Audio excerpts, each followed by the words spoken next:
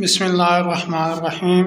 قربانی کا گوشت اگر کئی آدمیوں کے درمیان مشترک ہو تو اس کو اٹکل سے تقسیم کرنا جائز نہیں، بلکہ خوب احتیاط سے تول کر برابر حصہ کرنا درست ہے۔ ہاں، اگر کسی کے حصے میں سر اور پاؤں لگا دیے جائیں تو اس کے وزن کے حصے میں کمی جائز ہے۔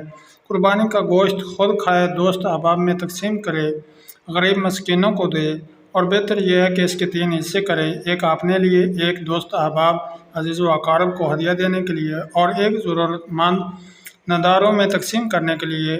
الغرض کم از کم تہائی حصہ خیرات کر دے، لیکن اگر کسی نے تہائی سے کم گوشت خیرات کیا، باقی سب کھا لیا یا عزیز و اقارب کو دے دیا، تب بھی گناہ نہیں ہے۔ قربانی کی کھال اپنے استعمال کے لیے رکھ سکتا ہے، کسی کو ہدیہ بھی کر سکتا ہے، لیکن اگر اس کو فروخت کر دیا تو اس کے پیسے نہ خود استعمال کر سکتا ہے، نہ کسی غنی کو دینا جائز ہے، بلکہ کسی غریب پر صدقہ کر دینا واجب ہے۔ قربانی کی کھال کے پیسے مسجد کی مرمت میں یا کسی اور نیک کام میں لگانا جائز نہیں، بلکہ کسی غریب کو ان کا مالک بنا دینا ضروری ہے۔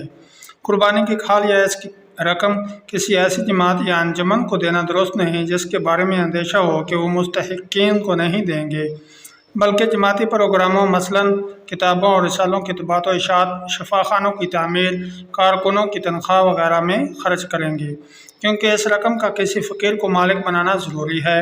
البتہ ایسے ادارے کو دینا درست ہے جو واقعی مستحقین میں تقسیم کرے۔